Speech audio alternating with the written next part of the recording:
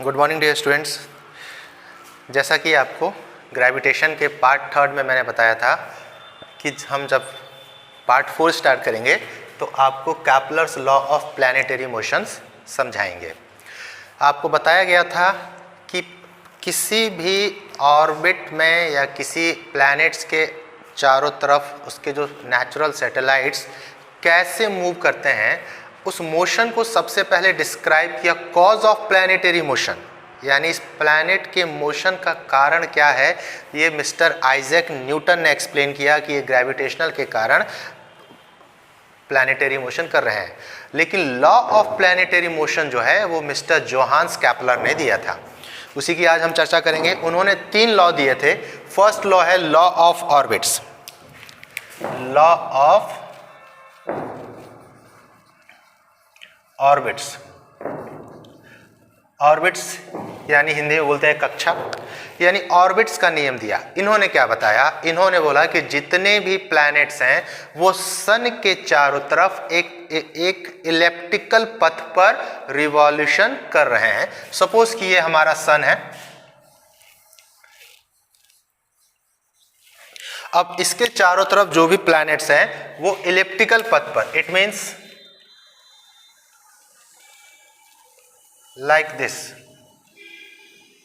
Oval shaped जिसे बोलते हैं, इस ओवल शेप्ड पथ पर रिवॉल्यूशन कर रहा है। और ये भी जानते हैं कि जब इलिप्स जो होता है ओवल शेप्ड होता है तो इसमें 2 फोकस होते हैं। एक फोकस होता है, आपको अगर कहा जाए तो सन या तो यहां पे प्रेजेंट होगा एक फोकस पर, या सन यहां पे प्रेजेंट होगा। यानी इस इलिप्टिकल ऑर्बिट्स के किसी एक फोकस पर आपको सन होगा, और इस सन के चारों तरफ जो प्लैनेट्स हैं, जैसे यहां हम एग्जांपल के लिए अर्थ ले रहे हैं, ये अर्थ इसके चारों तरफ रिवॉल्व कर रहा है। इसको बोलते हैं लॉ ऑफ ऑर्बिट्स, यानी कोई भी प्लैनेट सन के चारों तरफ एक इलिप्टिकल पथ पर परिक्रमा करता है, ना कि सर्कुलर पथ पर। पहला नियम ये था। पहले नियम में कुछ खास नहीं है। दूसरा नियम है लॉ ऑफ एरियल स्पीड। क्या बोलेंगे? Law of areal speed. Law of areal speed में क्या कहा गया? सेम, एक इलिप्टिकल पथ है, इसके एक फोकस पर सन है, तो इस फोकस को मैं यहां से हटा दे रहा हूं। अब बोला गया कि इस अर्थ का इस फोकस से डिस्टेंस ले लिया। मान लिया कि इस अर्थ के 2 पॉइंट हैं, मैंने एक पॉइंट लिया ए, दूसरा पॉइंट लिया बी, दोनों ही पॉइंट को मैंने मिला दिया।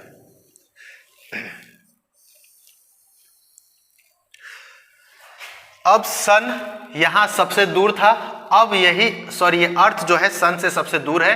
अब ये अर्थ मूव करता हुआ आ गया सन के सबसे नजदीक। ठीक है, तो यहां पे मैं पॉइंट दे रहा हूं आपको P और Q।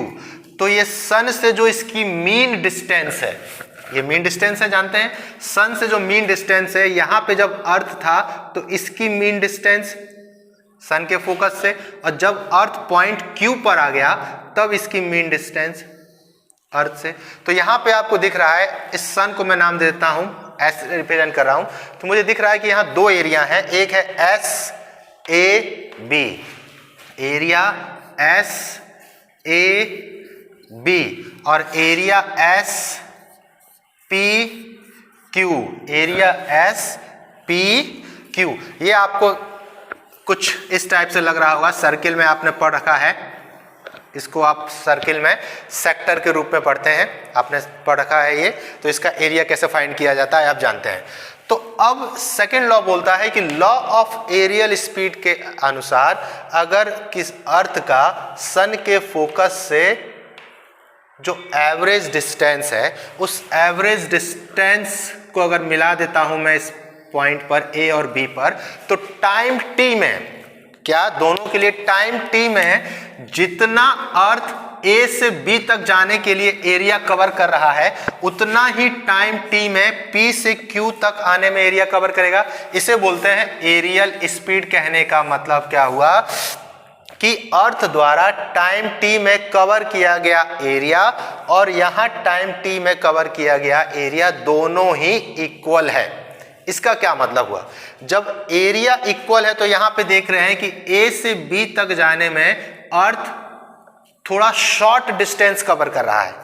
ए से बी तक जाने में अर्थ शॉर्ट डिस्टेंस कवर कर रहा है, लेकिन पी से क्यू तक आने के लिए अर्थ क्या है? लॉन्ग डिस्टेंस कवर कर रहा है। पी से क्यू तक आने पे अर्थ लॉन्ग डिस्टेंस कवर कर रहा है सेम टाइम में। सपोज कि मान लिया वो टाइम 1 घंटा है, तो 1 घंटे में ए से बी तक जाने में जितना डिस्टेंस कवर किया उससे ज्यादा डिस्टेंस पी से क्यू तक आने में कवर किया। दिख रहा है आपको? जो पी क्यू डिस्टेंस है, P Q is greater than A B. इसका क्या मतलब है? इसका मतलब है कि अगर कोई भी प्लैनेट सन से दूर है, सन से दूर है, तो उसकी स्पीड क्या हो जाएगी? स्लो डाउन हो जाएगी। और वही प्लैनेट जब सन के नजदीक आएगा तो उसकी स्पीड फास्ट हो जाएगी। तो आप पूछ सकते हैं कि इसका मतलब मैं ये कहना चाह रहा हूं कि इस इलिप्टिकल पथ पर ये जो अर्थ प्लैनेट है इसकी स्पीड कांस्टेंट नहीं है। बिल्कुल सही, मैं यही कहना चाह रहा हूं कि इलिप्टिकल पथ पर परिक्रमा करते हुए इस अर्थ की स्पीड कांस्टेंट नहीं है। अगर ये अर्थ सर्कुलर पथ पर परिक्रमा करता, इस सर्कुलर पथ पर रिवॉल्यूशन करता, तब इस अर्थ की स्पीड कांस्टेंट होती। ठीक है, यही है आपको लॉ ऑफ एरियल स्पीड कि टाइम टी में सन से मैक्सिमम दूरी पर वो जितना एरिया कवर करेगा, टाइम टी में सन के सबसे नियरेस्ट होने पर उतना ही एरिया कवर करेगा।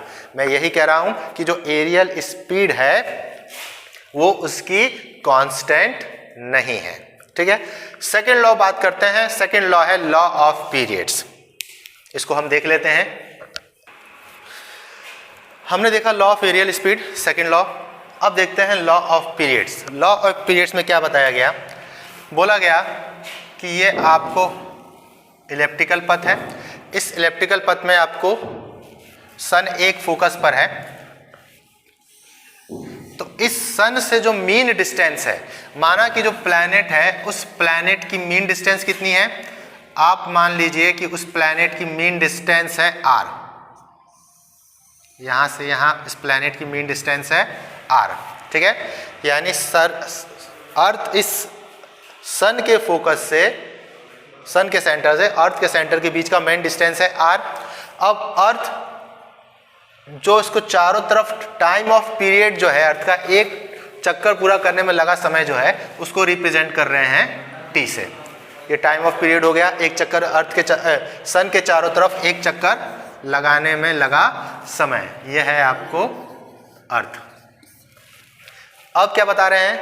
यानी उन्होंने लॉ ऑफ पीरियड्स में कहा कि टाइम टी का स्क्वायर, टाइम पीरियड का स्क्वायर डायरेक्टली प्रोपोर्शनल होगा इनके मीन डिस्टेंस के क्यूब के। किसके प्रोपोर्शनल हो जाएगा? मीन डिस्टेंस के क्यूब के। यानी क्या कहा गया कि t जो है डायरेक्टली प्रोपोर्शनल हो जाएगा r⁻3/2। इट मीन्स मैं लिख सकता हूं कि t directly proportional to √r³। √r³। क्या मतलब बनता है इसका? तो इसका मतलब यह बनता है कि जैसे जैसे इस सन से डिस्टेंस बढ़ेगा टाइम पीरियड इंक्रीज होता चला जाएगा।